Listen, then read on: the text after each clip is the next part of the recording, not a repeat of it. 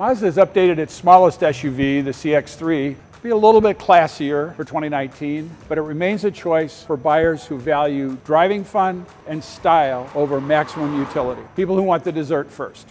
The changes on the outside are subtle, but it does get a new, stronger grille, some chrome accents, new wheels, and a new LED taillight design. The biggest changes in the CX-3 for 2019 are inside. It gets leather upholstery for the first time, standard in the Grand Touring model, which also has microfiber trim on the dashboard and some nice red accents. The seats also are reshaped to be more comfortable. They don't feel as narrow or heavily bolstered as the old model. Still hold you in, but a lot more comfortable for a long day's drive. But the real star of the show is the new console.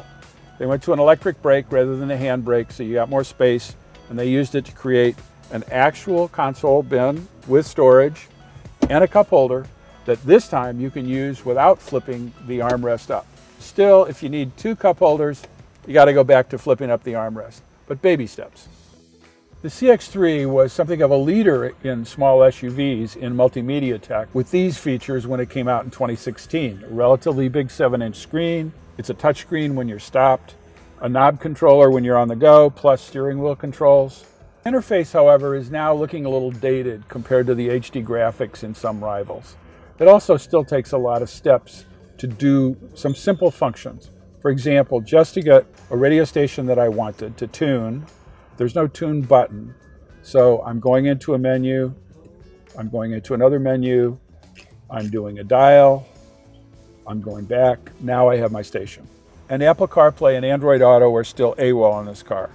The available head-up display packs in more information, it's brighter and clearer to see, but it's still on a pop-up plastic panel that limits its height rather than being displayed on the windshield. Where the CX-3 is at the top of the tech game among small SUVs is in safety and driver assistance tech. A low-speed automatic braking system, blind spot warning, and rear cross traffic alerts are standard on all models. A package with full automatic braking, adaptive cruise control with stop and go, lane departure warning, and adaptive headlights with automatic high beams is now an option on all trim levels, including the base CX-3. It's standard on this Grand Touring model. It's clear that the CX-3 aims to be a sporty hatchback, not a family hauler when you get in the back seat. There's enough room for adults for short trips, not for road trips.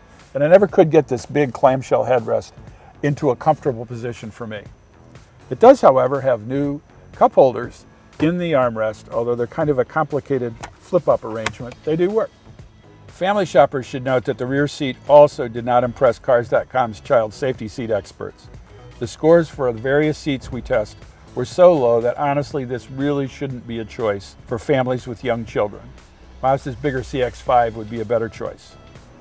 The cargo area really isn't family size either. You won't be hauling furniture around, even with the split folding back seat folded down for a nice flat floor. But the space behind the rear seat is a decent configuration, a decent shape to get a couple of bags in, enough stuff for a weekend or even a week on the road. More than just looking sporty, the CX-3 drives like the sporty hatchback car that it really is. It sits lower than many rivals at about 6 inches off the ground. That helps handling, but it really hurts go in the snow compared to some other subcompacts that are 2 or 2.5 inches taller. But in better conditions, the CX-3 will run donuts around those rivals thanks to its lightweight and a really well-tuned chassis. The steering has less precision than Mazda's best cars, but it's nicely weighted. The ride is firm, but Mazda tweaked the chassis and tires for 2019 to improve comfort, and more sound insulation makes it a quieter ride as well. The 2-liter engine also has been updated. It gets a couple more horsepower for 148, but more importantly, it's been tuned for more torque at lower RPM.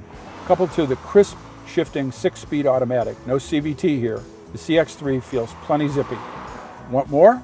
Sport mode makes it more aggressive, and you can shift for yourself. The Grand Touring model adds paddle shifters.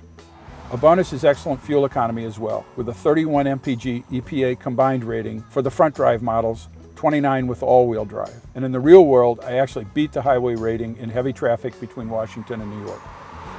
The CX-3 doesn't try to be all things to all people. It's more a sushi knife than a Swiss Army knife. There are better small SUVs for hauling things, for fitting child seats, for plowing through the snow. But if you want a fun to drive, good looking hatchback with good gas mileage, this should be on your list.